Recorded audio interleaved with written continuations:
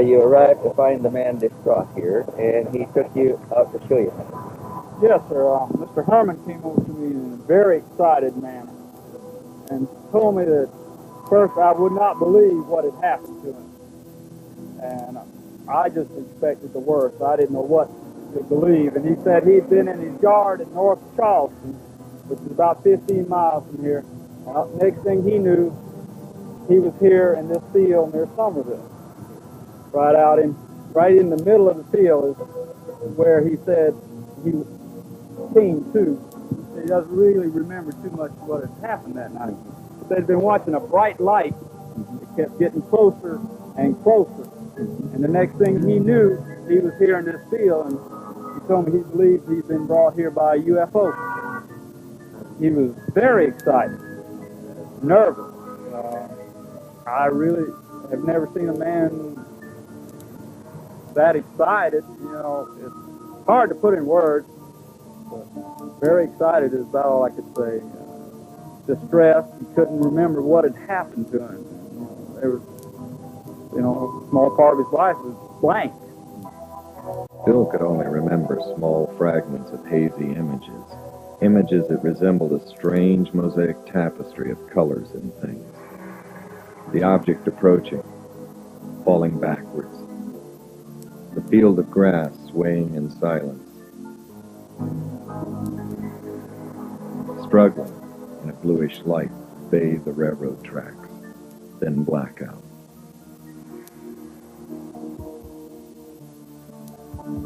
Stevens knew he would have to bring in a specialist in hypnotic regression, someone capable of unlocking Bill's scrambled memory. But this would take time to set up. In the meantime, he would call in Junichi Aoi, a seasoned UFO investigator with the Nippon Television Network. And between the two men, they would carefully reconstruct the strange events that led up to Herman's abduction. 3 months earlier, this had been a construction site for a new subdivision. It had offered Bill and his wife Patty a panoramic view of the surrounding area to observe the bright, noiseless object in the night sky. This particular evening we were out here, we were sitting, it was about a little after 9:30, almost 10 o'clock. And we saw the object come up, my wife and I. We saw the object coming up this way, up the river, and it was about maybe 900,000 feet above the water. Just a disc of whitish light. And then it kind of rapidly gained altitude, going up in a apex of a triangle, if you don't understand. And then we lost sight of it for a moment. We were both standing outside the car. All of a sudden, right over this area, the big light, just a light that was coming straight for us. Our car was parked over that direction. And we got frightened. My wife got frightened very much. And we just left. I turned the car, jumped in the car and turned the car on and started to speed out. And looking in the rearview mirror, I saw the light look like it reversed its course and started going back toward the river. In other words, when we left, when we were gone, the object came toward our car, and then it changed its mind or dropped following us, and it just went back the opposite direction. How big was it when it came close to you? Oh man, the lights were that huge, big old spotlights, like there were spotlights coming straight for us. And my wife was particularly terrified because we didn't know what was going on. So she said, "Let's get out of here," and we left. Man, we was gone. Have you seen the detail of the UFO itself, or just the light? Well, you could see a shape behind the lighting. Oh yeah. And when it looked like a dull metal finish, and the lighting itself kind of, more of the lighting stood out than the detail of the object. But the object it looked metallic, you know, like a metallic skin, but the lights in the front of the object. How was the distance between yours and UFO? If I'd have had a camera or a rock or anything, I could have thrown it and just hit the bottom of it. That's how close it got to the car. And you know, it was just a matter of seconds. I mean, if we hadn't gone when we did, there's no way the object couldn't have intercepted our car. I'm very convinced if it wanted to catch us, it could have. You know, because it seemed to be moving that fast coming up from the river. Was it before your abduction? Yes, it was. Before? It was before the abduction. Was it? I was with my wife and my daughter, so I didn't know. You know, I didn't want to take any kind of chances on anything. You know, so we just left. Oh, so you should be very frightened. That particular reason we were, because all the other sightings were just simply watching something moving in the sky, and never anything coming that close to us. I guess I should have looked down the road then, but I didn't know what was going on. Up to that time, I was convinced what I saw was a military project. I never believed it was from another world or anything. I thought since the area is in such close proximity to the Air Force Base, because like this area is a flight landing pattern for commercial aircraft and sometimes military aircraft. And that was my thoughts back then. Noticing that Bill is near emotional trauma, Junichi quickly changes the subject. And then most of the sightings afterwards, one of those, or a C-130 turboprop, would come up and down the river, just fly up and down the river. I kept thinking, wow, man, I don't believe this. Because, you know, one of the feelings in my mind, and my thoughts, was, you know, when you see something, it seems distant. In other words, removed from you personally. But this thing reacted personally. In other words, not only were we watching it, but by coming toward us, it was watching us as well. Not just performing the delight of, but it seemed to react to our personal presence, and it reacted by coming toward us. And of course, it frightened us because I never saw it that close. And we left. After the frightening experience, Patty's fear would overcome her curiosity. She would beg Bill to please leave well enough alone. He would agree, until 3 weeks later on a Sunday morning. Patty was home, I believe. Yeah, our daughter was sick, and she couldn't go to church. So I got in my car to go to church, and I'm driving down Dorchester Road. And since that last Friday, I had kept my camera in my car fully loaded. I wasn't thinking about UFOs. In fact, I was listening to some hymns on the radio, Christian hymns, just minding my own business when this thing shoots across the road. Silver, with a halo of light on the bottom. It was the most pretty thing I ever saw. At first it was silver, pure silver, and then it just changed like somebody got a rheostat in a dining room and turned it. Bright, dim. This thing was going up this way and back this way and back this way, and getting so precise in its movement. That's where I determined my mind, triangular pattern, because it went up like a triangle and then skid up and down this way. And I don't know the purpose of it, maybe to attract my attention. I don't know.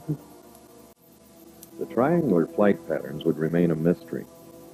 And although the photographs were good, they would pale in comparison to those he would take later. As the investigative team neared the location where Bill took his dramatic new series, Stevens became concerned.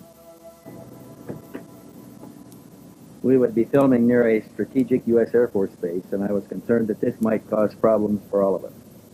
As a retired lieutenant colonel with the U.S. Air Force, I knew that the military could be unpredictable at times, especially when you have a foreign film team operating on the edge of a restricted flight line. And we were here investigating an unidentified flying object, a UFO, that was intruding in military airspace. Yes, I was concerned.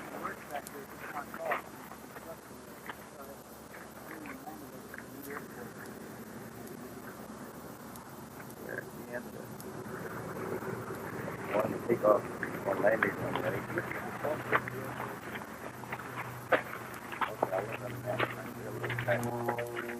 of the runway there, the C-131 coming this way, taking off the chute. Gonna go right over. Ready? Oh, yeah. I'm going to really right. This is the position that he took the photograph from. How close it where it was in the landing pattern.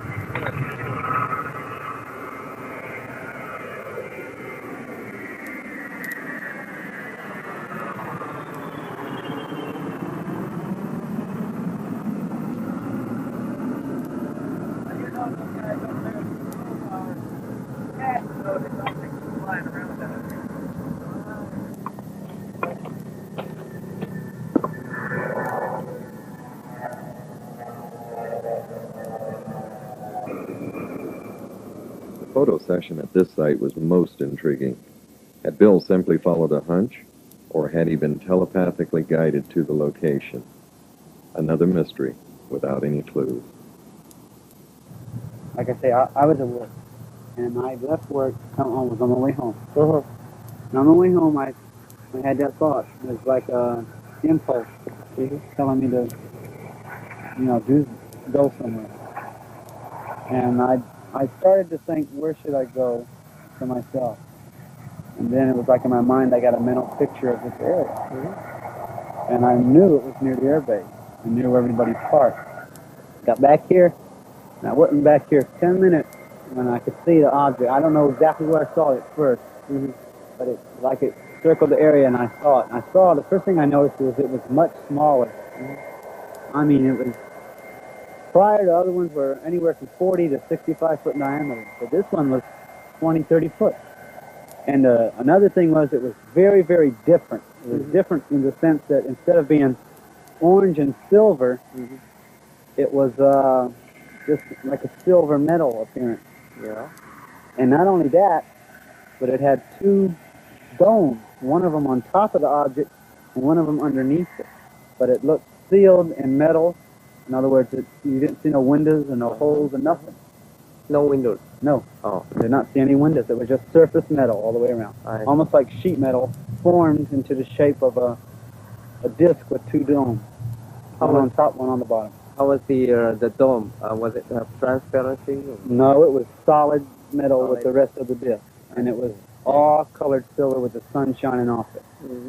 I mean, it was just beautiful silver like aluminum or sheet metal. Or, how did it fly? I don't know. I did not hear any noise. It was like, in that sense, it was like the other objects because it made absolutely no noise. I mean, it would go up like this and come back like this. Come around like that. And just watching it was, it was hard. Because when it would go that way, I'd run across the field and I'm trying to get it in the viewfinder. And I took about 4 or 5 shots like that. And I believe 2 or 3 of them came out. And 2 came out empty sky. Well, in the course of the sighting, the object was going like this way. And then it reversed course and went back that way until it was like hiding behind some trees over there. Yeah. And I stopped and I thought for a moment it was going to be gone. But instead, I saw an airplane coming this way. And, I saw it getting closer and closer. At the same time the airplane was halfway from those trees to where I was at, the object came from behind the trees to start to follow the airplane. Oh, and the way the airplane was coming in like this, and the object like came around like this. It started to come around like this, and instead it went back this way, and on these sides of the trees. And as the C-130 passed over me, I took a picture of it. And then I swung back. By that time, the object had gone back over here. And then it started to go back. I took some more pictures of it. And then it came over me like this. And the sun wasn't like this as much as it was over this way. And when it did, the object went straight up into the sun. And for a moment, it was cast. As the sunlight hit it, it took on a dark shape. And I got a picture of that. I did get a picture of that. And then the object looked like it went straight up into the sun until that was it.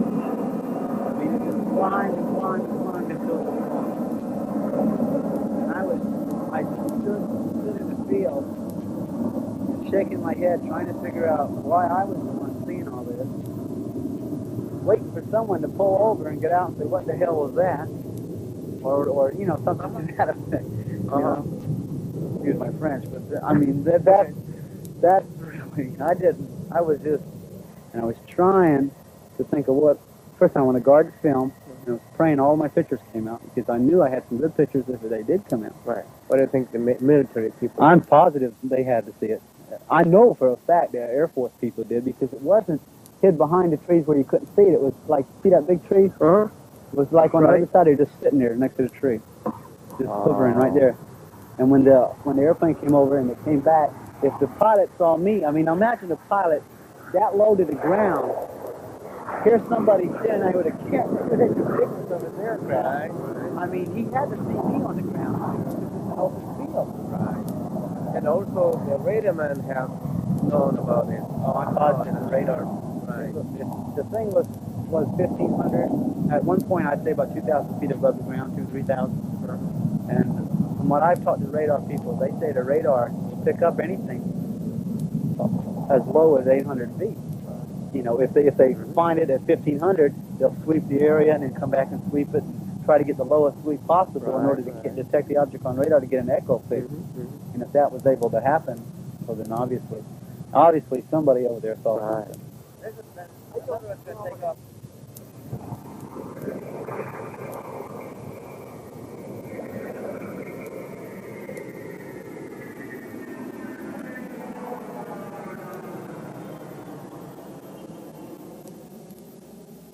Next day, I got a phone call from the Air Force Base telling me to come out there and see a Captain King.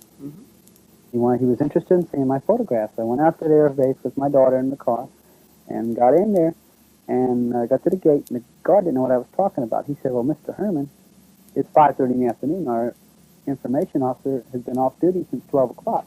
I said, well, somebody called me at 3:30 and told me to come out here by 5:30. And he said, well, wait right here. So I waited, and finally, about 20 minutes later, up drives this station wagon, out gets this fellow in civilian clothes, walks up to me and says, hello, I'm Wade King. What can I do for you? And I said, well, sir, somebody from your office called me and said you were interested in seeing my photographs. He said, what photographs? I said, this photograph of the UFO I took. He looked at me and he says, wait right here. So he went to the guard shack. 5 minutes later, up walks the guard in uniform with a sidearm, puts his hand on the window of the car and says, are you military? And I said, no, sir, I'm not. He looked at me like I was born yesterday, and he said, well, let me tell you this. He said, why don't you turn the photograph over to the captain and let him take it from here? So just turn the negatives and the photos over to the captain and let him take it from here. And I said, to myself, I said, I was not born yesterday. I said, listen, I'll compromise. I'll give you a photo, and you tell me what you want to do with it. Do what you want. Anything that you think you can help me find out what this is. He said, well, we'll certainly do that. Thank you so much. And he wrote his name on I.O. Bill Herman, one card, one photograph, you know. And he handed me his card with that written on the back. I took it and I left, thankful I wasn't military. So I took these blow-ups back to the information office to get my photo back from the captain. The minute I walked in his office, he was bright, face, cheery attitude, and got up and said, hello, Mr. Herman, how you doing? I said, fine. He said, let me tell you, we put it through our information channels, and this is what they told us. You photographed an F-4 Phantom flying at 5,000 feet. That's what you photographed, Mr. Herman. But if you look here, pointing to that picture, he said, if you look here, you'll see the stabilizer and the back tail, and you can even, if you look close, you can see the exhaust. I didn't know what to do. So what did I do? I pulled out my blow-ups, and I said, tell me something. I put them down in front of him, the same exact picture, and I said, does this look like an F-4 Phantom to you? And he looked at it, and he kind of went like this. And he says, now listen, he says, if I was you, I'd just forget you saw it. I didn't know what to do. I didn't know what was going on. I certainly didn't. And as far as I knew, what I'd seen was a military project. I didn't believe it was from outer space or anything like that. I thought, well, man, you stumbled on a military project, and what proves it? The attitude of the Captain King. That's what proved it to me. You know, his attitude, his will. I thought I'd just forget it. You know, why would he forget something that's flying in the confines of the Air Force Base and flying so near a nuclear weapons facility and you know, in this degree? Well, I didn't know what to do. And finally, I didn't have an opportunity to take any more photographs, and I didn't know where I should, you know, how far I should get involved in this. You know, my father said, well, if it is government, you're going to find yourself in over your head, and they're going to do everything they can to discredit you, and they're going to hurt you, and you're not going to get, you got to think of your family and all this. I said, well, maybe I should.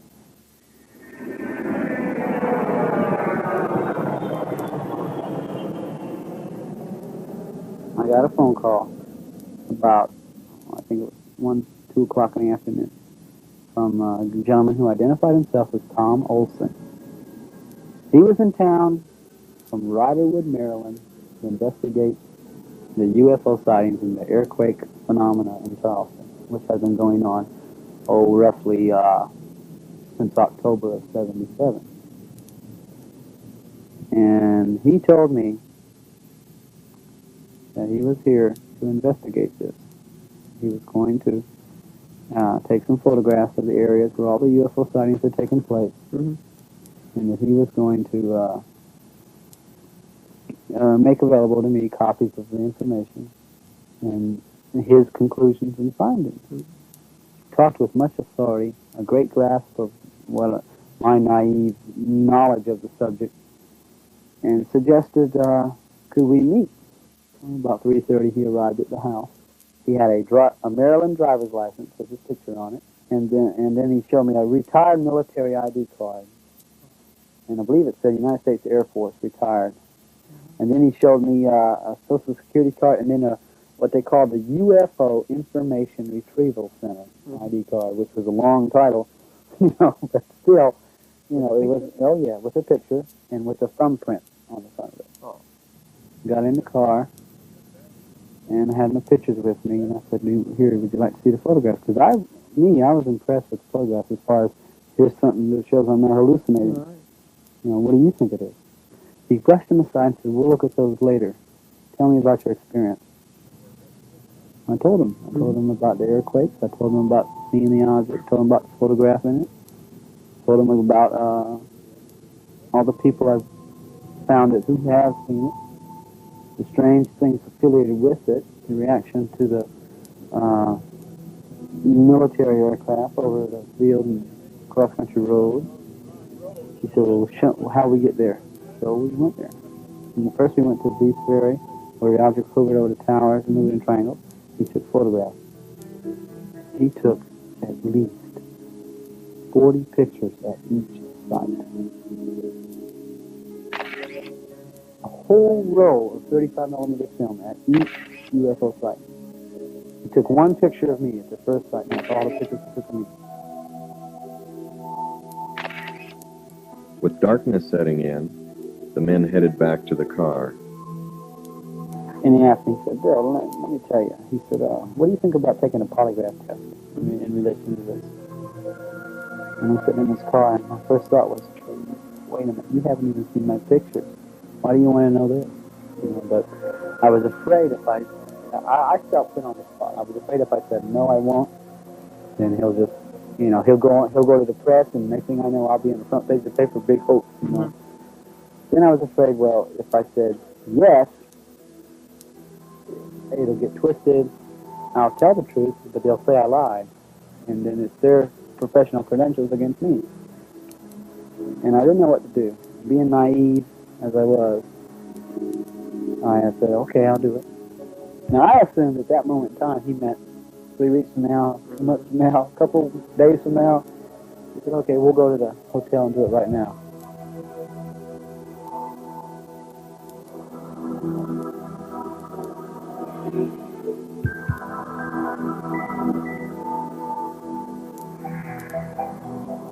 We walked through the door, and I'd never been in the Mills house.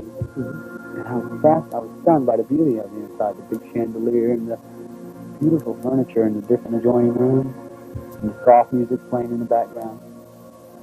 And Mr. Olson, he looked at me, he said, this is a nice place, isn't it? I didn't know where I was going, I was just following him. And my thought was, well, polygraph seems to me they got to have a certain place they got to operate it.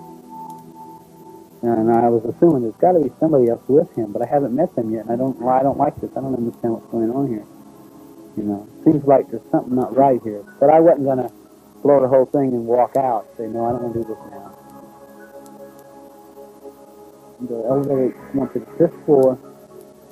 We walked out of the elevator, walked up a little hallway in front of the elevator till we got to a big hallway. And we took a right, walked all the way down. It seemed like a long walk.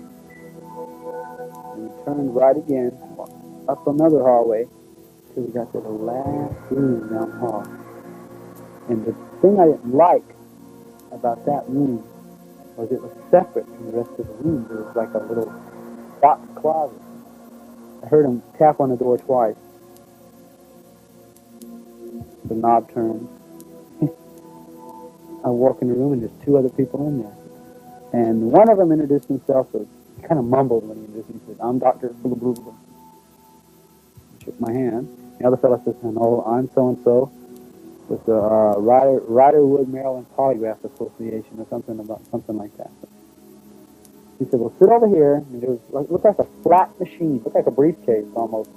And when you open it up, there was like a polygraph, the polygraph machine itself. You know, there was all kinds of little wires running out of it. He did not ask me to sign anything, which I felt, not that I wanted to sign anything, but something in writing to protect my rights, you know. But even when that thought crossed my mind, I dismissed it. I was manifesting naiveness. I wasn't scared as much as I was, I don't like this. You didn't even tell me there were two other people here. You know, and I was wondering what was going on, but if this is the way they operate, well, maybe I'll just sort of go along with the tide. But when the doctor, that guy who identified himself as a doctor, walked over to the bed, picked up a black satch doctor's bag, and pulled out a hypodermic needle and a little syringe, put them together, and then reached in the bag and pulled out, looked like a greenish liquid.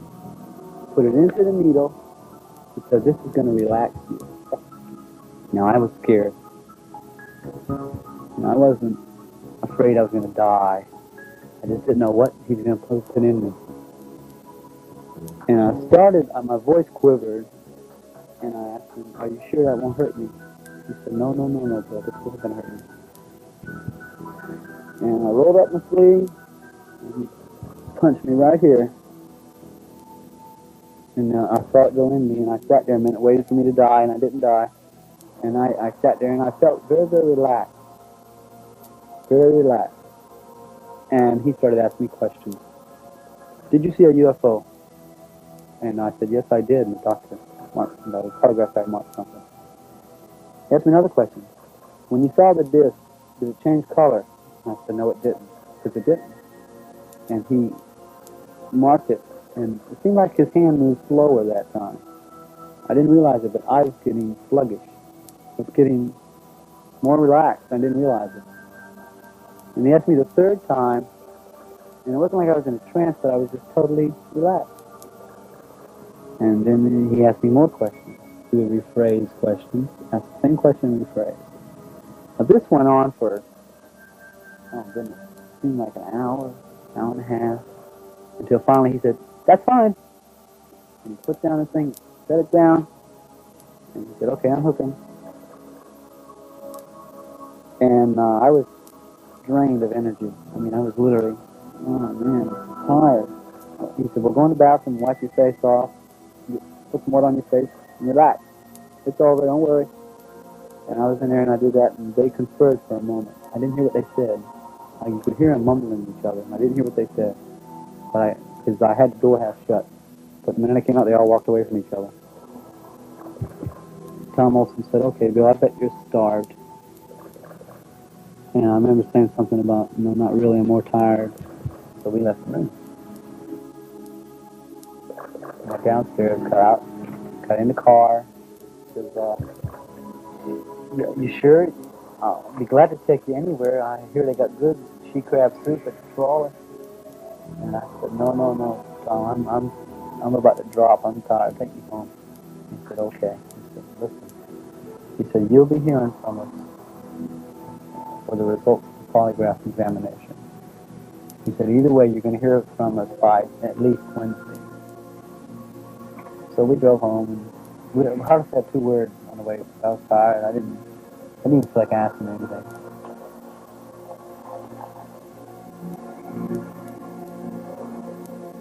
We pulled into the yard, and the minute I opened the door, the cold air hit me. And I was, cool air hit me, and I was, refreshed for a moment. I said, "Tell me something, Tom." I said, "Where do you think this thing is from? I mean, it's military, ain't it?" He said, "Who's military?" And I said, our military." And he said, "I wouldn't bet on it." And the way he said that, I'll never forget it.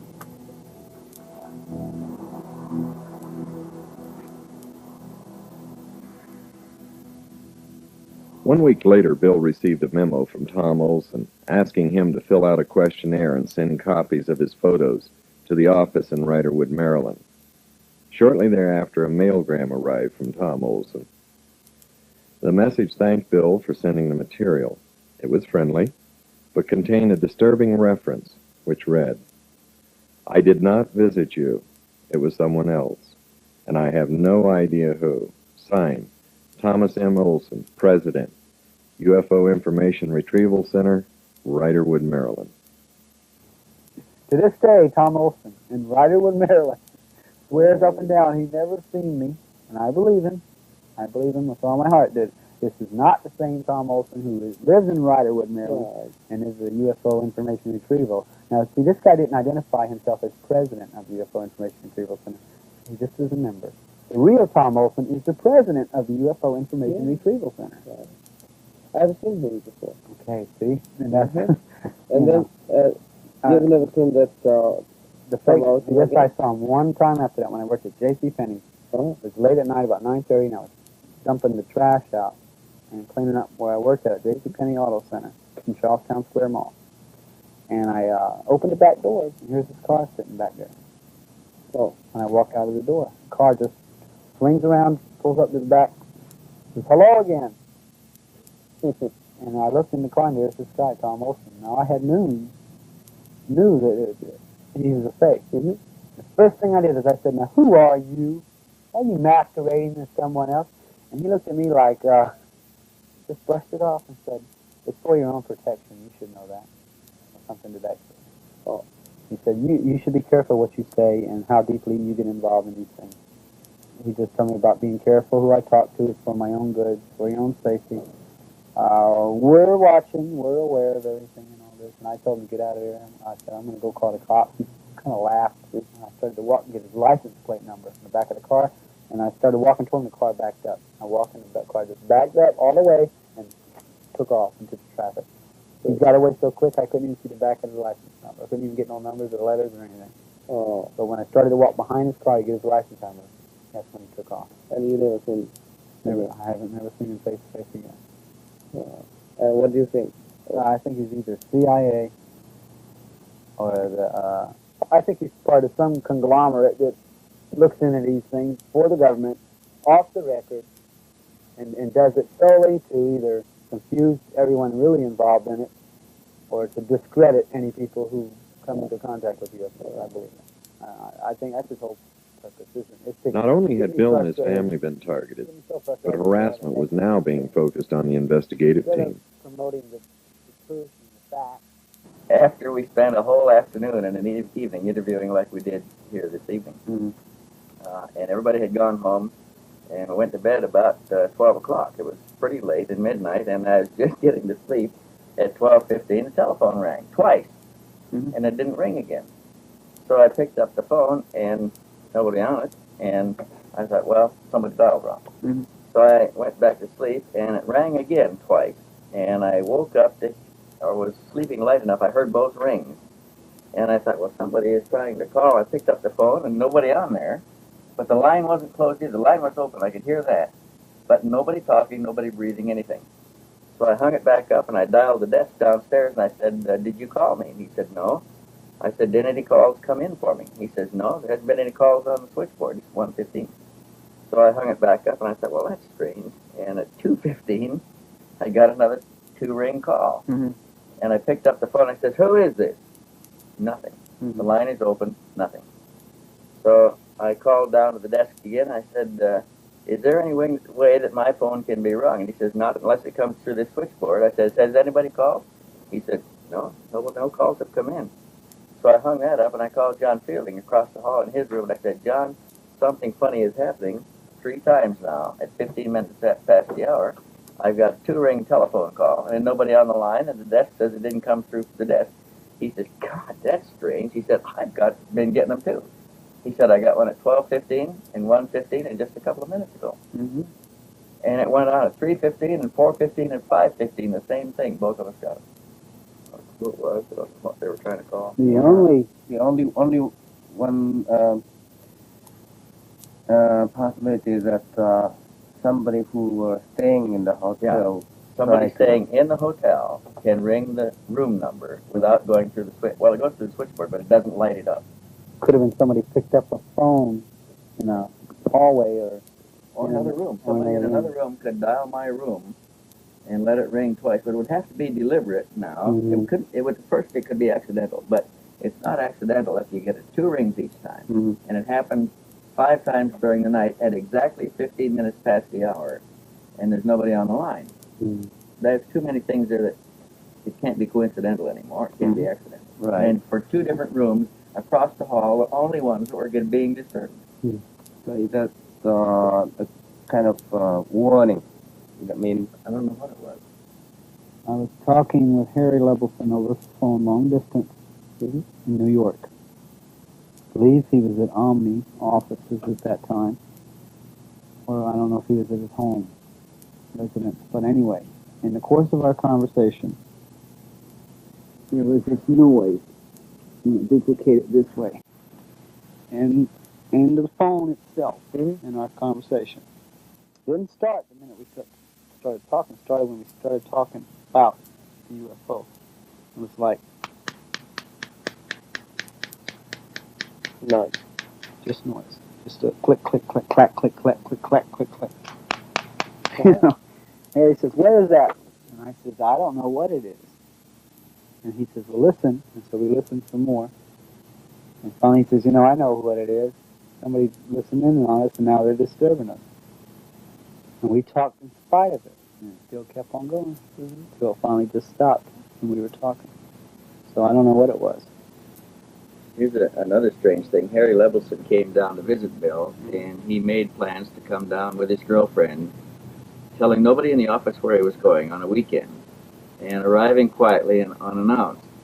They arrived in Charleston, checked into the motel, and 15 minutes later got a telephone call from a lady who said she worked for a television station, wanted to interview Levelson on his visit to Charleston.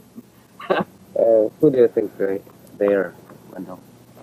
This is not the first case that we have investigators alleging that they are somebody else, false identifications. It comes up quite frequently. I have got to believe anybody that is that well equipped and has that many apparently valid identification cards is coming from an agency, a covert agency that is able to do all of these things and adequately financed. And I can only think of one that comes to mind right away, and that would be an intelligence organization. And the only intelligence organizations we have here are government.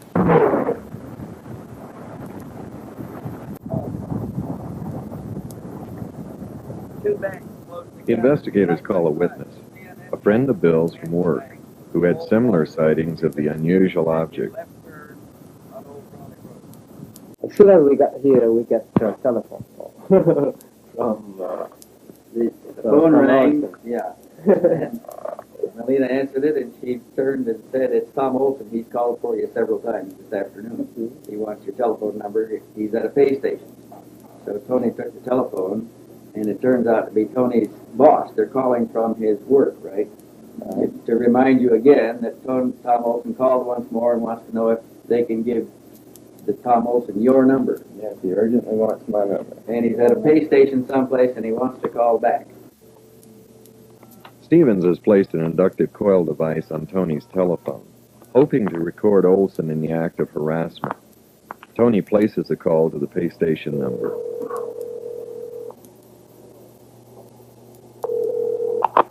Hello? Yes, is this payphone?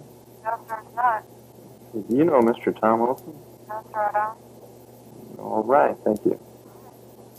Olson had managed to send an ominous warning. To the investigators, we know where you are and who you are talking to. We are watching and listening. To the Martins, we know where you are employed and where you live. If you value your job and your privacy, back off. Unshaken, the Martins agreed to the interview. We passed the Kings Grant area on Dorchester Road, and you've got a column of, it's like a wooded area. You've got woods on both sides of the road. And it seems like it just hit us at the same time to look up. Now, my car, all the windows are tinted in my car. I've got a band across the front windshield that is blackened out, and you can only see at night. It's real hard to see out of any of the windows unless you see something that's coming directly in front of you. Okay, I'd say the object appeared at an altitude of probably about 500, no more than 1,000 feet up. Is when I first saw it, and it was anywhere from an eighth to a quarter mile in front of us. It came down, I'd say, at about a 70-degree angle. Okay, it came from an easterly direction, came down, and what I really noticed about that was strange. Bill said, "Look," he said, "it's doing triangular patterns." That's what it was doing. It was a glowing object doing triangular patterns through the sky. It came down at about a 70-degree angle. It made a loop, probably about, I'd say about 100 feet above treetop level. Came down, made a loop, and went back up at the same type angle. And I thought it was really strange that they would come down and they could only be seen directly in front of us. Okay, and I didn't think there was any mistaking of it being the object because of what he had told me about the object doing triangular patterns. So we saw that.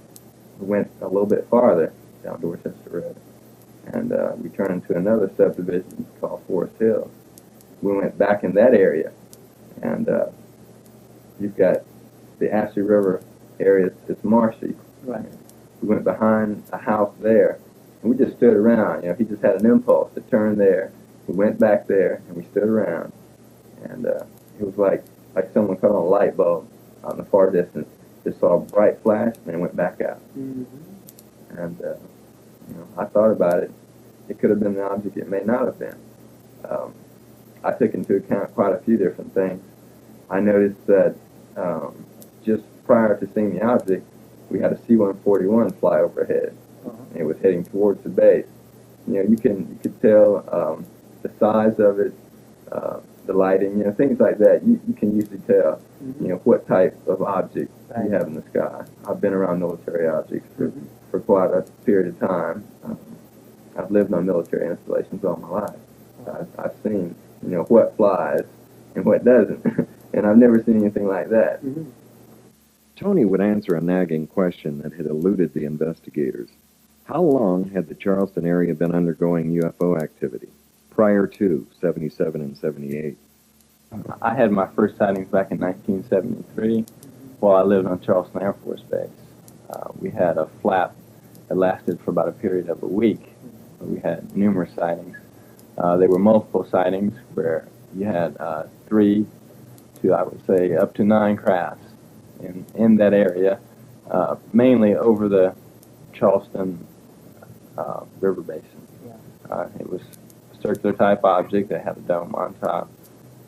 It had lights that were revolving in a counterclockwise rotation. I can even remember, I think it was a football game that they had on the base, and I don't know how true this is. I heard it from quite a few different people. They said a saucer-shaped object came over the football field, hovered above the game for a period of 5 or 10 seconds, and then just shot off towards the Ashley River area again. When was that? This was right back, I guess it was during 73, 74, right around that same period of time, when we were having quite a few UFO sightings in the area. Which area is the most frequently you have observed the UFO? Okay, it's always been associated right around the Ashley River area. From Somerville, I'd say up as far as the end of Dorchester Road. So it seems like most of the sightings are associated right around a military type installation and also around the Ashley River area. Yeah. There have been numerous sightings, particularly right around in this area. There's been a few at the Barnwell nuclear plant, Naval Weapons Station, the Navy base, and quite a few right around the Air Force Base. It seems like whoever or whatever we're dealing with, they tend to want to know something about our military. Is there any possibility that... Junichi asked Tony if there's a possibility that the objects being seen could be a secret military project. Of course, you have to take that into consideration. That could be something like that, but unless our technology has really advanced beyond the point that I think it has, I wouldn't necessarily consider it to be so. I would tend to rather think that it is something of either an extraterrestrial type nature or something that's totally unknown to us. Yeah. Knowing that they are under physical surveillance and possibly electronic surveillance, Stevens calls the next witness from a safe phone.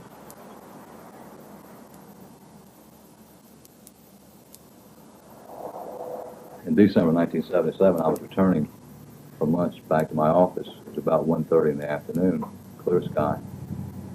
And up Rivers Avenue, as I was approaching a viaduct, I noticed a glowing orange type object off to the left of the car. I would estimate possibly 3,000 feet away, but it was very clear, and it apparently was motionless. And I could see no wings of any type, no rotaries, as though it could have been a helicopter. And I noticed at least one person in another car pointing to it, which indicated to me someone else had seen it. As I approached the viaduct and began going up, there was a traffic light, and I had to stop for that traffic light, and I noticed that the object was descending in the same direction, apparently, that I was going, at a slow rate. And I thought possibly it was a kite of some type, because it defied the obvious laws of gravity, and there was no sound. And as I began moving forward after the traffic light, I noticed that the object had disappeared beyond some pine trees, which were to my left. And I looked straight ahead, and I could see the object apparently crossing Rivers Avenue beyond that sign at a good distance away, but it was at an angle. I could tell it was a disc-shaped object. It had the definite orange color, and it apparently was moving with no wings or no rotors as a helicopter would. It was not a bird. It was very, very clear. And at one time, I did also observe a C-141 airplane at the same time that I saw the object. You've seen the object more than once? No, I've seen it one time, but it was during the first time that I saw it, first glanced at it. Way beyond the object was a C-141, apparently coming towards the Charleston Air Force Base. Yeah, I was going to say the description you just gave of Rivers Avenue and the viaduct and looking and going towards the trees positions the object roughly in the vicinity of Charleston Air Force Base, or just to the east of the base. Just to the east. And you saw Southeast of the base. a C-141 in the air, either in the traffic pattern or landing, which would confirm that. Right. So the object was operating within the landing traffic pattern of Charleston Air Force Base, if we're guessing right. That's correct. I would estimate that possibly the object was, I would say, between myself and the Cooper River, which is the Navy Yard facility. But it would be difficult to say exactly how far. From your perspective, could you form any kind of an estimate of its size, its diameter? I would estimate between, say, 25 and 30, say 25 to 35 feet in diameter. Do you think the C-141 noticed that the UFO itself at that time? It would be difficult for me to Yeah. think that the C-141 would not have noticed it, because it was in the sky and Bright? bright. Purcell had observed the same type of object playing cat and mouse with a C-141 3 weeks before Herman had taken his spectacular photographs of the object on the tail of a C-141. So when I came back to my office, I told my staff that I'd apparently seen a UFO, and of course they chuckled. They thought I was, had a couple for lunch. I assure you I had not. I called several TV and radio stations to ask if anyone else had seen an object or reported it, and none said that they had received any calls. How receptive were they to a report of a UFO? Were they interested in what you told them? Not really. The North Charleston Police Department said I could come down and fill out a report if I chose to do it, and that's as far as it got. The Air Force Base said they had no record of any sightings. The interview had been completed without any outside interference. They would continue to use safe phones to arrange meetings with potential witnesses. Stevens had turned up a new witness who claimed to have a series of remarkable photographs, but he was reluctant to go on camera, fearing that this might compromise the privacy and security of himself and his friend, a noted television and radio columnist who took the photographs. After a lengthy discussion, Junichi assures the witness that his identity will be cloaked. You want to see these things? Yeah. Let's see. Those pictures were taken, some by the gentleman you're talking about and some by his mother, were they not? Just by him.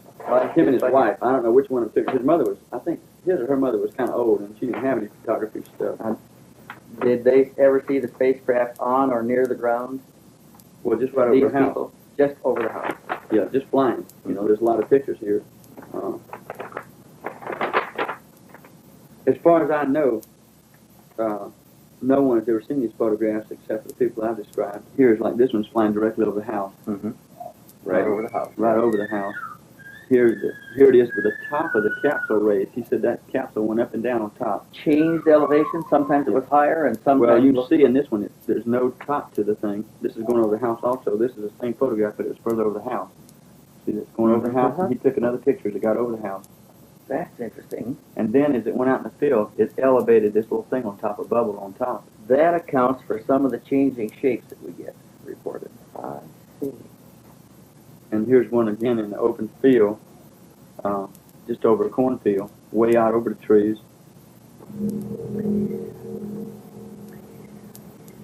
He said the motion pictures are extremely good. He said they were real good. Imagine that. Right. But Because he got it going over the house and in the woods and out in the field and all that kind of stuff. You know, they said it was tremendous pictures. Is there any way we could get? could you give us his telephone number again and let us call and introduce I him? won't unless I call him. I'm going to be perfectly honest with you. We'll pay for the call if you call him and ask him if he will talk to us. We'll give him a control name. We won't reveal his identity or location. We can promise all of those things and give proof of it. These are just photographs that you can take pictures of. Like this is one that's going into the trees and going a little further and so on and so forth. And because of his wife, I don't feel like he'll ever do anything as long as he's living. Because she is still terrified. Yeah. Totally. And there's very nice people. And they're very rich people. Okay, so it wasn't a case where they couldn't protect themselves with money, and they could, but it doesn't seem to bother. They're still scared. He said, and eventually, these people are going to contact you. He says, if you start this thing up, they're going to contact you.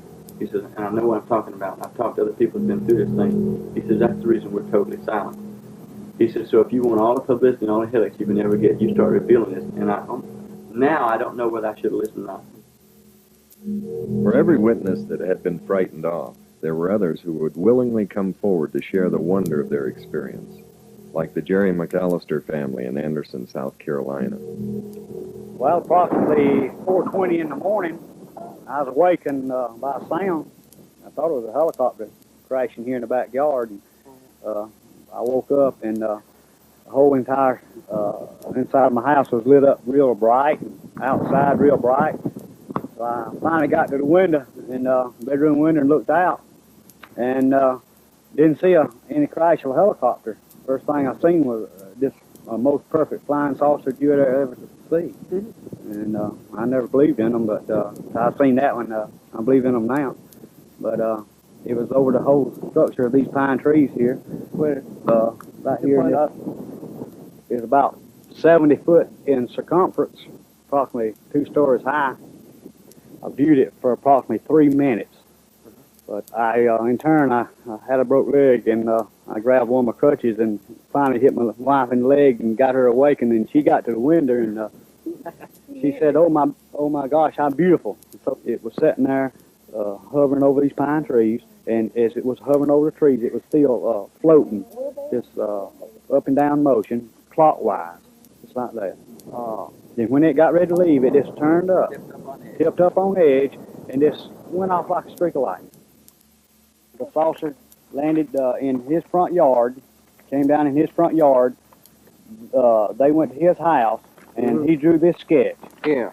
And about an hour and a half later, the Easley Sheriff's Department called me and asked could they come down and me draw a sketch of the saucer that was here in the backyard. I said, sure. So they came down, approximately an hour and a half. I drew this sketch here of the saucer. Yeah. And not even seeing this. They, I drew mine, they compared it, and you see how close they are. Right.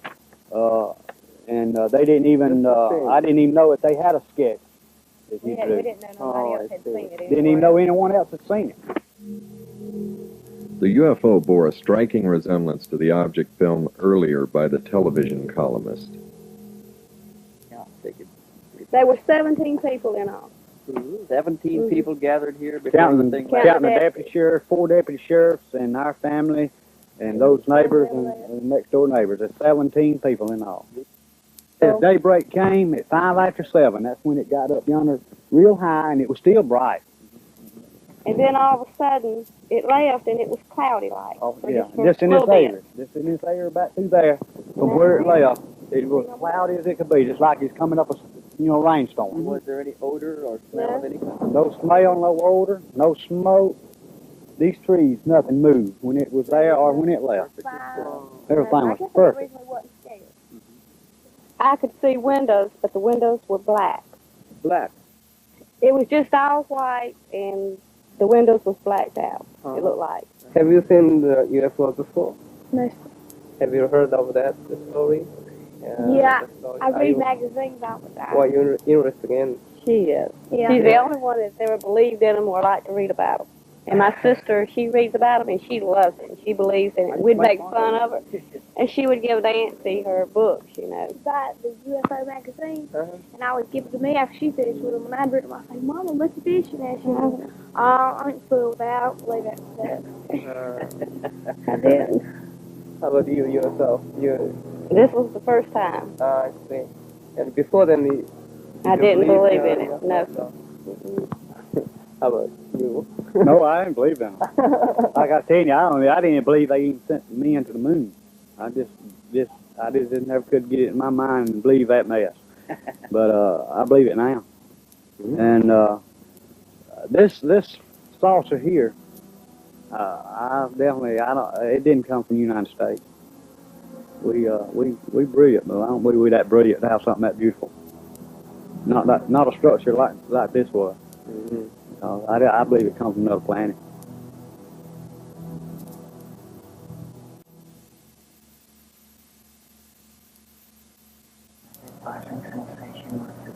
Bill agreed to undergo hypnotic regression to fill in 4 hours of missing time.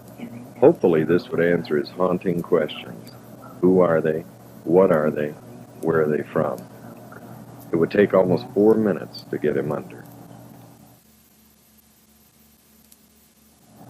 What happened, Bill?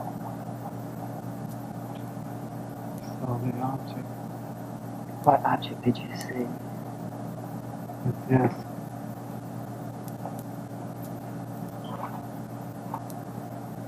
I saw it moving. I pointed it out to my wife. Just relax. Relax. Stay where you are. Keep the program where it is. Just relax. You're unaware of any sound other than my voice. It's moving over the towers. I can see it.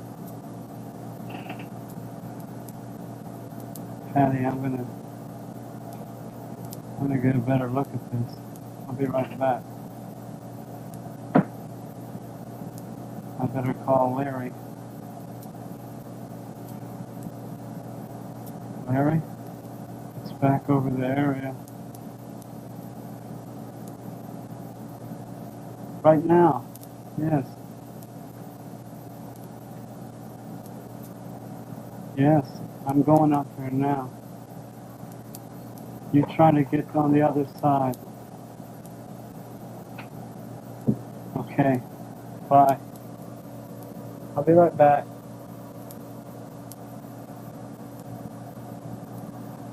What's happening, Bill?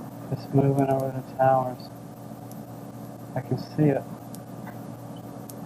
It's about, I don't know, about 1,000 feet above the towers. It's moving in triangles. I can't. What the? I'm gonna break my neck. What?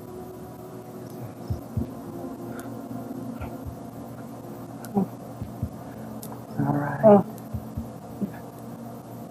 You How will light is you won't experience any discomfort. What? Wait a minute. Look at the reeds. There's no wind. I'm just swaying. What? Look at the size of it. Good God. It's big as a boxcar.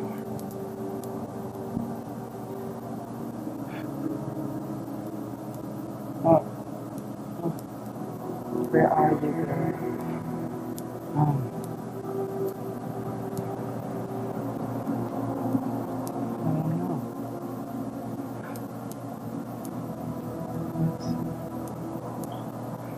Relax. My shoes. I can see my shoes. I'm lying down.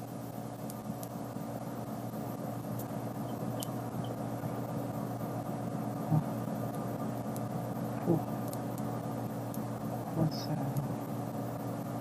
Looks like a stoplight. Where's the stoplight? It's on the ceiling. What color? Wait a minute.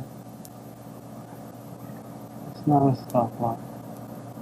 What kind of place? This is... What did I do? Get hit by a train? Wait, no. No, that can't be. No. Wait a minute.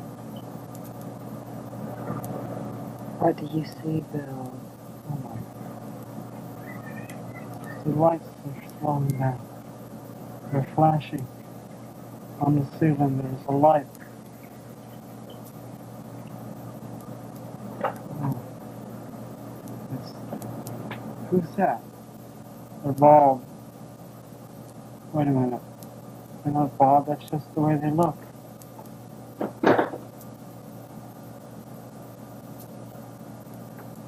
They're dressed alike. What are they wearing? They're wearing some kind of suit. Some kind of leotards of some sort. Are they humanoid? Their backs are to me. They're looking at the light on the ceiling. They're looking at my foot. No, they're not looking at my foot. They're looking at the box. There's a box. I can't move my arms. I want to sit up, but I can't. My clothes are on, but my coat's undone. My shirt's unbuttoned. Is anything attached to you? It's cold. Some kind of metal box. Flat metal box.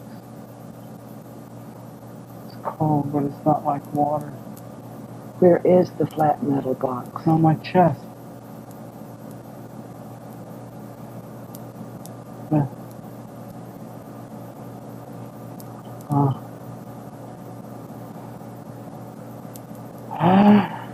Relax. Relax. Oh, God. Who are you?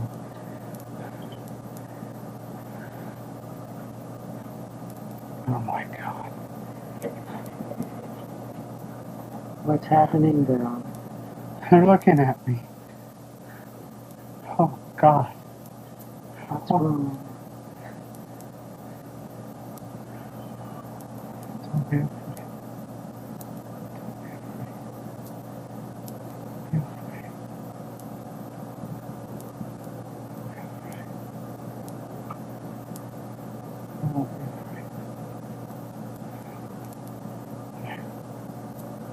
They're standing there.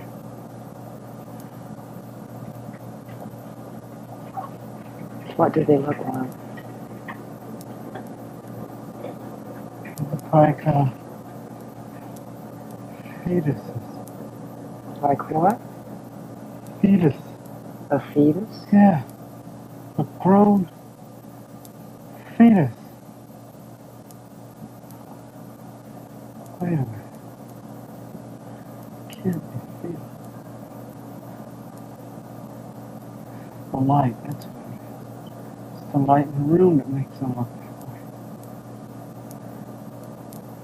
Look closely.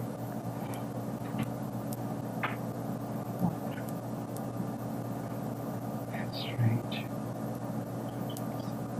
What's strange, Bill? Their eyes.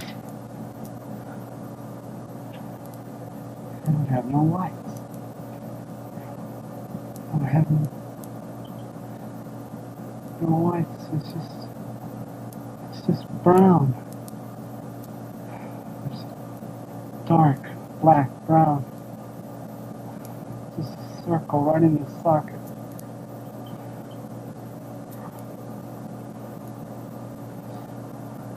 Wizard. How can they breathe with no nose?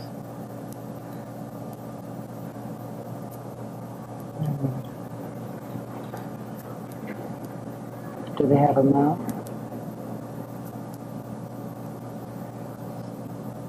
It's a slit. It's a straight line. The lips are no lips. It's weird. Do they talk through their mouth? I don't hear no talking. Where are you from? Who are you? Answer me, for God's sake.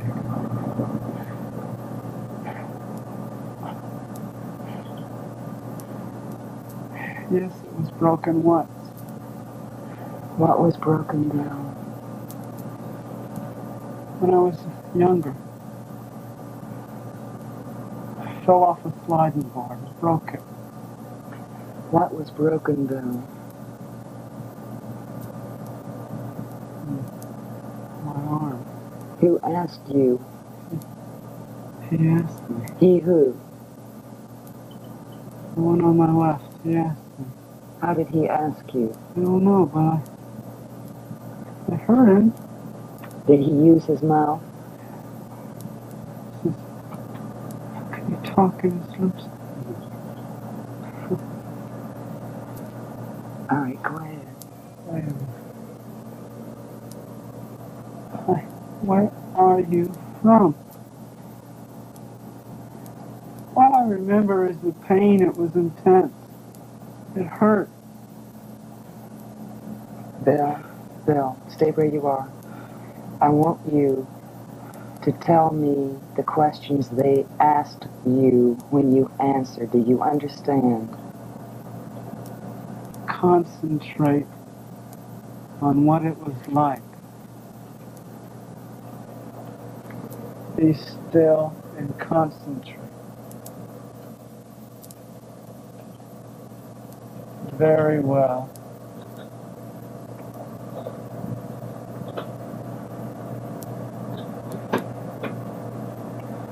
He's moving a box off my arm. You can tell my arm was broken by looking at the box.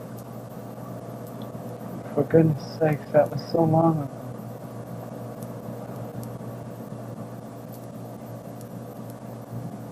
Two legs. Did you see their hands? Yes. How many fingers did they have?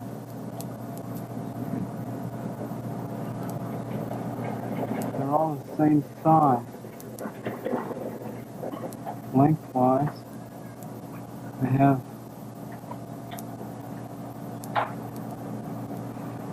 4 fingers. And it looks like a thumb, but it's the same size as the fingers.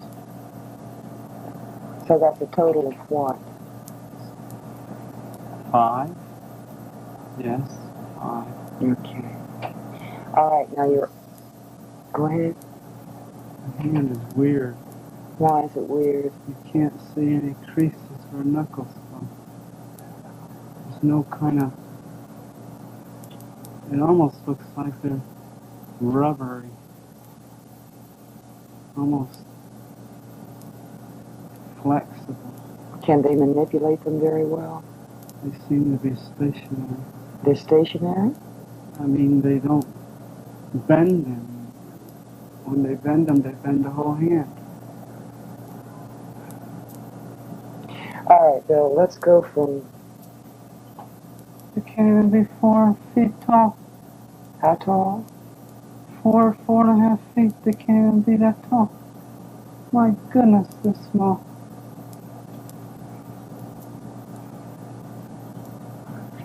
Look at this. Like marshmallow. You touch me. It's, you can tell there's bone under there, but you can't tell. It's weird. Good grief. What color are they? Very pale, very milky. Is it a skin-like texture? Tough skin. Everything's the same. No hair, no pores, just skin. It's weird. How did you feel when this being touched you? Like he was very, very peaceful. Like I had nothing to worry about. All right, now what happens? We're walking. We're going toward the door. The room is weird. It's different. I don't see any strange. There's no creases, no borders. And the door is smaller than the back of the room. It's weird. It's distorted. In what way is it distorted? I can't. It's like everything is molded into a shape. And it doesn't stop, it just goes straight out the door. Just molded. Like a bathroom tub. Yeah, Just seamless. molded. Just molded. That's all I can think of. Go ahead. We're walking, we turn left. The one who talked to me is standing beside me. The other two are behind us. We're walking down the hall. We pass the room. The door is open. We go to another room. We go in it. The hall winds in a circle. Everything's the same color. You said the hall wound in a circle. Did it wind in a circle up and down? Just both directions is a circle. It's hard to relate it. Did you traverse that? Everything's molded the same way. Council Control Center. Council control See? center? Console. Console. Yeah. Console? Yeah, that's what he said. Console. Control Center. All the network craft are controlled from similar centers. Network craft? It's the term.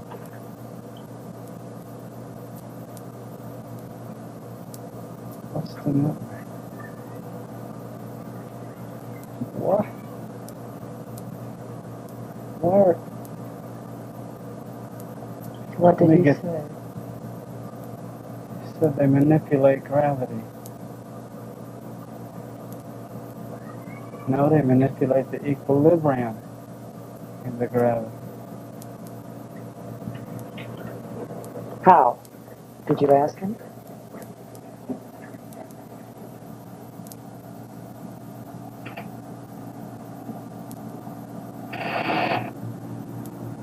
In hydrodynamics and reverse osmosis. A technique of reverse osmosis. They've been doing this roughly 50 years.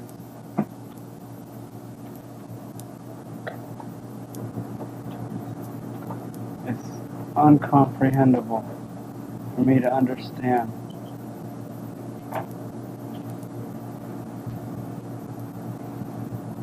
Why are they telling me this? Bill, let me ask you a question. Did they, at any time, promise you or tell you that you in any way would remain in contact with them?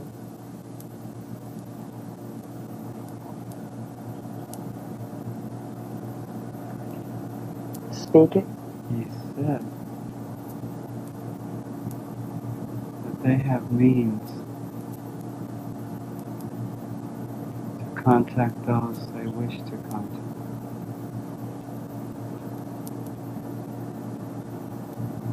He said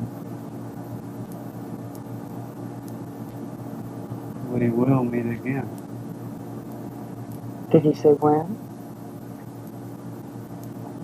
No. All right, you're back in the console control room. Now what happens? The light on the checkerboard is flashing on and off. First red, then white, then red, then white. And those balls to the left and right are spinning. And the one sitting at the desk, the one who spoke to me, said that I couldn't go and look. And I walk, and when I do, the one sitting at the desk get up and step back.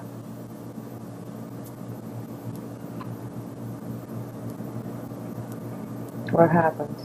They step back. And when I move away from their desk, they sit down. Did any of them at any time touch you other than the one who helped you from the table? No. They look familiar. You're in control center now, where the lights flash red and white and red and white. Yes, yes. Yes, he's motioning me around the room. I'm looking, everything looks funny little writing on the corner of every block. And it looks like squiggles, lines. Can you read it? No, it's different. All right, Bill, I'll tell you what I want you to do now. I would like very much for you to move your time to the point where they release you. Just a few minutes right before they release you. Now what happens? We're walking down the hall. We've left the place where the propulsion was. The big round balls. We went in a little closet, some kind of little room.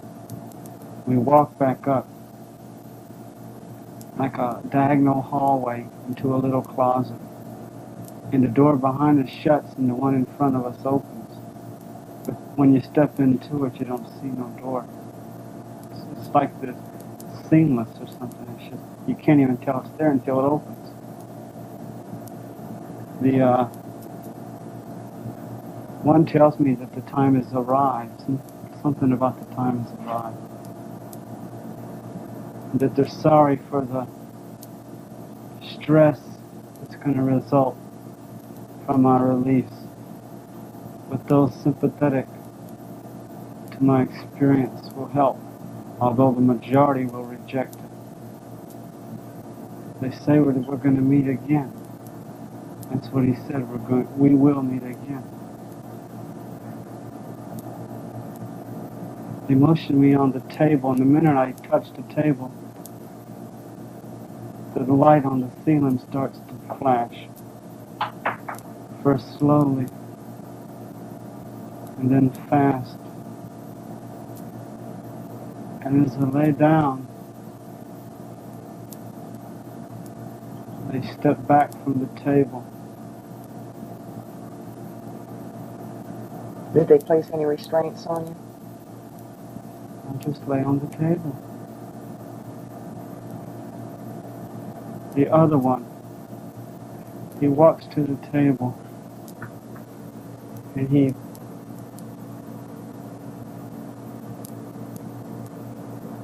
putting the binoculars around my neck.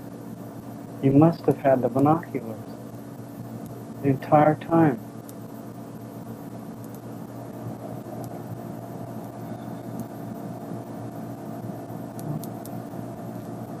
The light's flashing and they're standing there.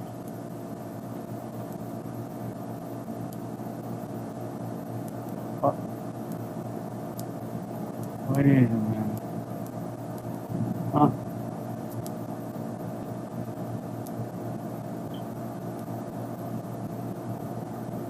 I'm looking down at my feet. There's a glow at my feet. I look up, slowly, in a daze.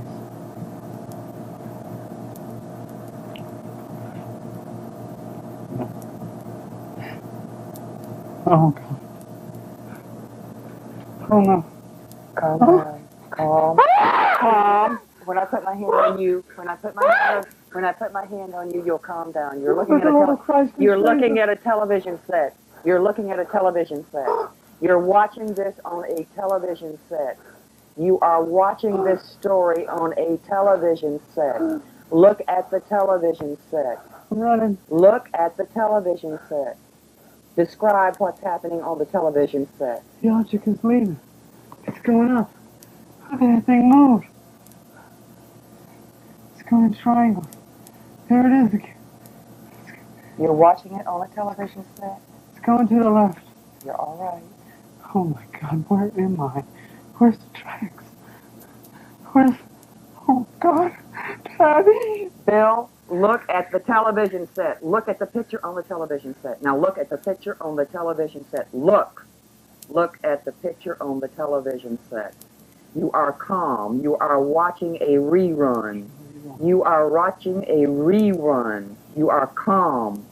Now describe to me what you are watching. You experience no panic, but you see in great detail. You are watching a picture.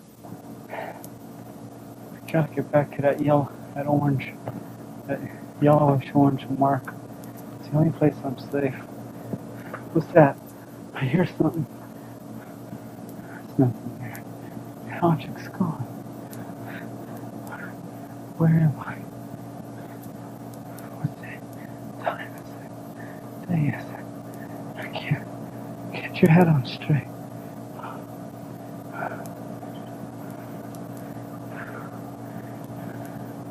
Height or depth or soul can reach separate us from the love of God in Christ Jesus. For God so loved the world that He gave His only begotten Son. God, get a hold of yourself. Relax. Calm down. Relax. It's over with, Bill. Bill, look at the picture on the television set. You are watching a rerun of what happened to you.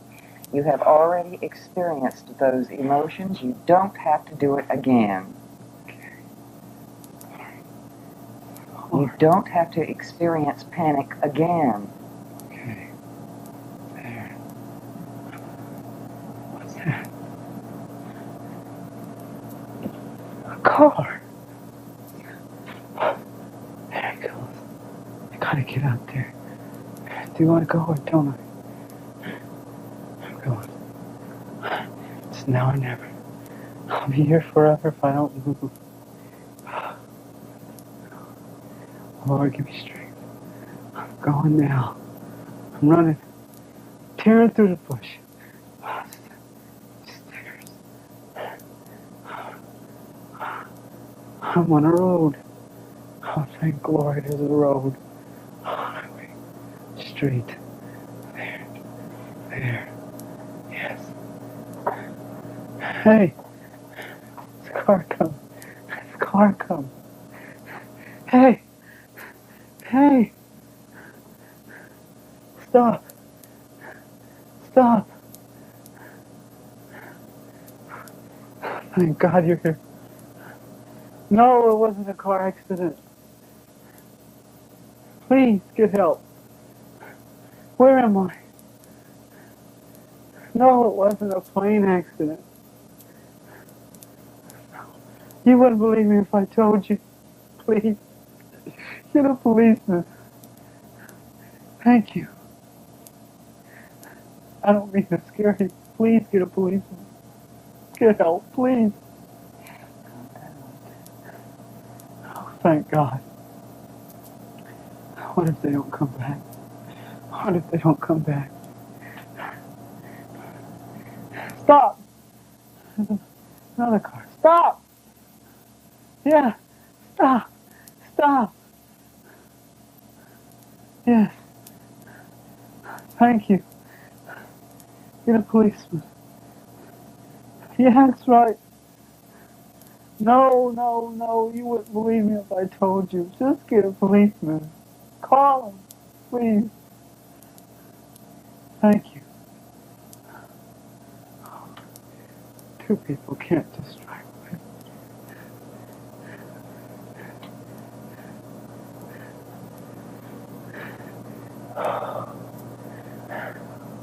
Yes? They're back.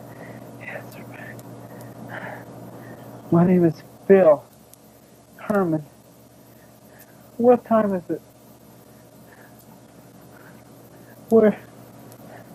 I can't be. Just a minute ago it was 9:30. Where am I? Part of Charleston. What? Wait a minute. That means, oh my God, I can't be. Oh no.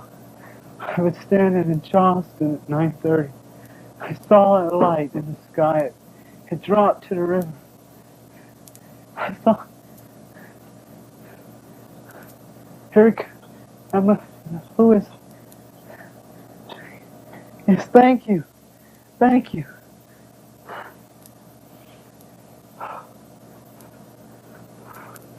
Herman, call my wife, please. Thank you. I just expected the worst. I didn't know what to believe. And he said he'd been in his yard in North Charleston, which is about 15 miles from here. And next thing he knew, he was here in this field near Somerville. Right in the middle of the field is where he said he came to. He said he doesn't really remember too much what had happened that night. He said he'd been watching a bright light that kept getting closer and closer. And the next thing he knew, he was here in this field, and he told me he believes he'd been brought here by a UFO. Listen to me, Bill. And Bill, you're floating now. You're back in the present and you're asleep. You feel very good and very relaxed. How are you? Oh, I feel like I just slept for an hour. It feels so good. Good. I'm glad you did. The session had formed a bridge from illusion back to reality, allowing Junichi to probe for more information. He asked Bill what had frightened him the most. What I can recall. To you. Scary thing? Scary Frightening thing, yeah. thing? I guess was the disorientation when I was released. You know, trying to comprehend where I am. I don't understand why they released me there. Why didn't they release me where I was picked up? A concern of Junichi's was how would Bill cope with the reality of the experience. I can't deal with this for the rest of my life. I I don't know what to, I don't, it's, in a way it's strengthened my marriage, in a way it's torn my marriage apart.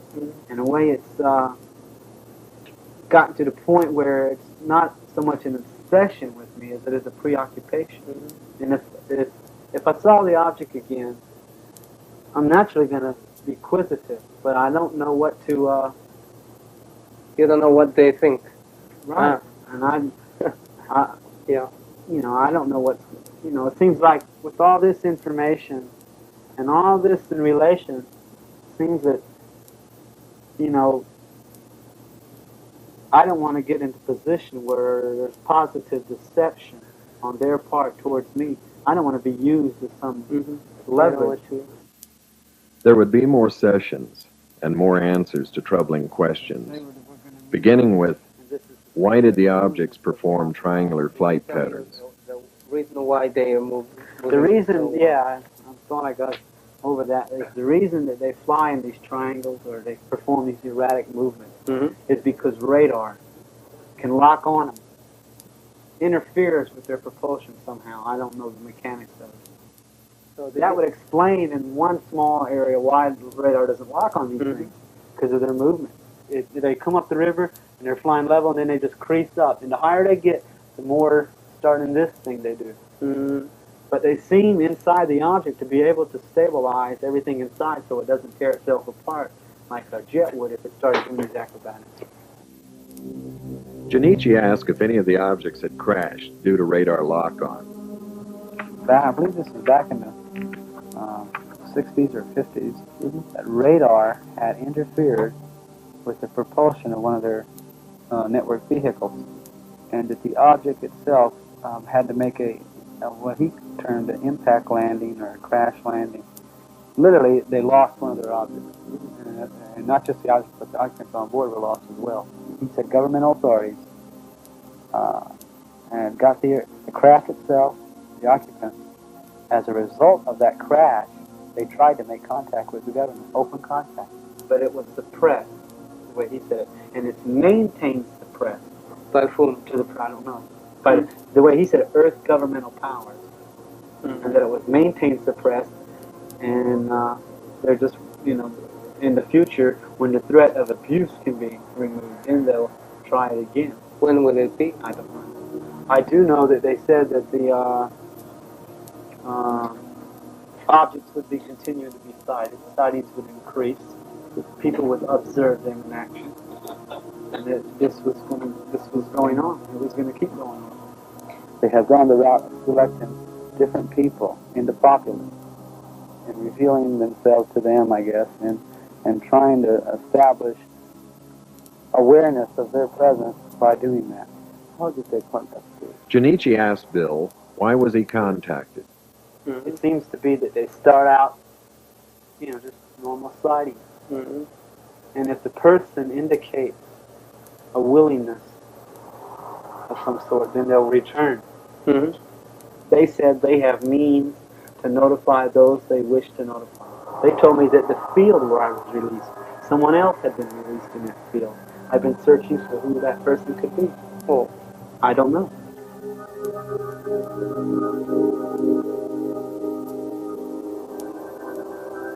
The investigation would wind down, even though Bill continued to search for clues into his past. After I recall what happened the first time in March, I was told by the occupants that they consist of a network of these objects that are operating around the world and presently in the continental Western Hemisphere, is the way they worded it. And they're from a cluster of stars 32 light years away, area in what we call reticuli, galaxy, solar reticulum, and that they were stellar astronomers, or that was their whole civilization. That's what they were geared to: stellar astronomy and life and study of life all across galaxies, and that they're a network sent here to initiate what they call direct observances. and they conduct inter-atmospheric flight and direct observance of people. What they do is they examine, they see the geographical spectrum. They examine the experiments that they conduct in what he called reverse osmosis and hydrodynamics. They conduct a lot of experiments over water. They conduct experiments in aeronomy and geodesy. See, these were things that came out after I was through Dr. Harder helped me a great deal by breaking that block. That it's like I couldn't remember. No matter what I tried, I couldn't remember. But when I did remember, it was like just like a water pipe was busted, and the water just wouldn't keep turning over and turning over.